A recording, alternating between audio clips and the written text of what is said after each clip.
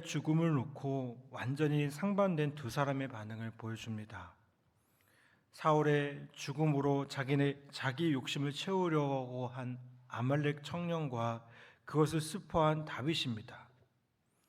사울은 다윗에게 원수 같은 존재였기에 다윗은 그의 죽음을 기뻐할 수도 있었습니다. 그럼에도 다윗이 사울의 죽음을 애통한 이유와 우리에게 주는 교훈이 무엇인지를 살펴보겠습니다. 사울은 다윗을 경쟁자로 여겨 살기를 품고요, 끊임없이 쫓아다녔습니다. 다윗은 오랜 기간 사울 때문에 도망다니는 신세가 되어 고통을 겪어야 했습니다. 그런데 다윗은 사울의 죽음을 알게 되자 자기 옷을 찢으며 사울과 그의 아들 요나단의 죽음을 슬퍼하며 해가 질 때까지 통곡하며 금식했습니다. 그리고는 사울을 죽였다고 거짓말한 아말렉 청년을 죽임으로써 그들의 원수를 갚았습니다.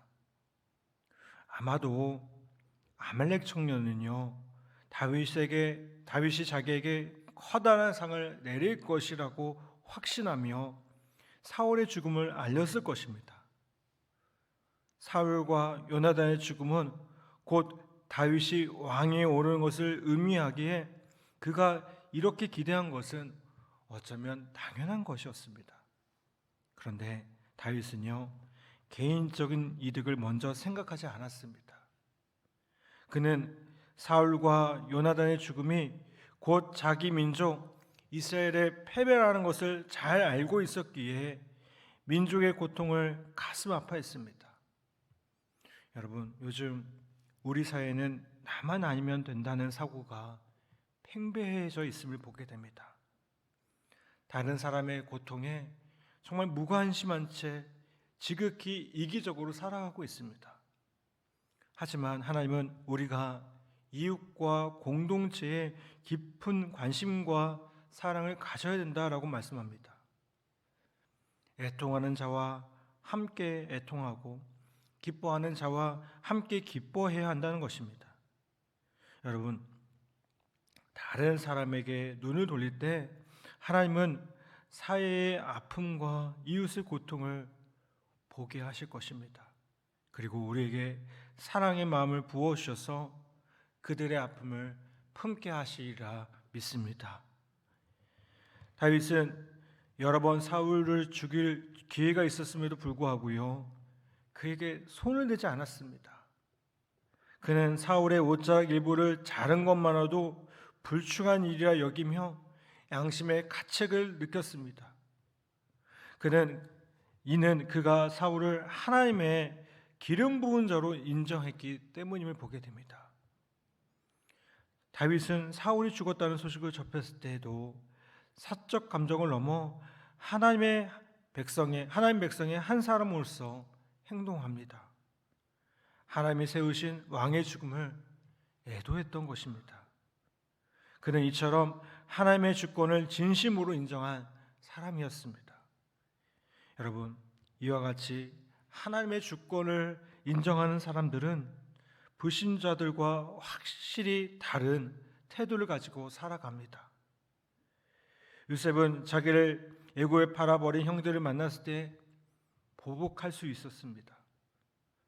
하지만 그는 하나님의 자비로 그들을 용서했을 뿐만 아니라 기근으로 고통당하는 그들을 돌보아 주었습니다. 여러분, 하나님의 주권을 인정하는 사람은 다른 사람과의 관계에서 하나님의 간섭하심을 믿습니다. 그래서 자기의 감정이나 유익보다 하나님을 의식하고 하나님의 뜻에 합당한 태도를 선택합니다. 여러분, 우리는 때로 부모님 혹은 배우자나 자녀에게 불만을 가지고 그들을 원망합니다. 교회에서 만나는 지체에게도 불만을 품은 채 냉정하게 대하기도 합니다. 하지만 다윗처럼 우리도 다른 사람에게 하나님의 주권을 인정한다면 그들을 대하는 태도가 달라지리라 믿습니다.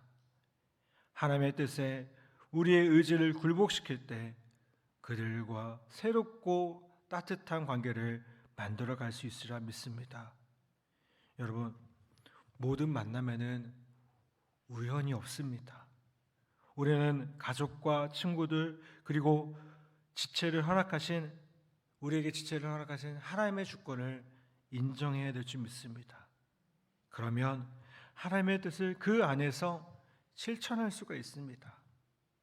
여러분, 이기적인 태도를 버리고 사랑의 도구로서 타인의 고통에 귀를 기울이며 다른 사람들을 섬기는 자로 다시 한번 세워져야 될 줄 믿습니다. 오늘 우리 주변에 어렵고 힘들어하는 이웃들이 많음을 바라보게 됩니다.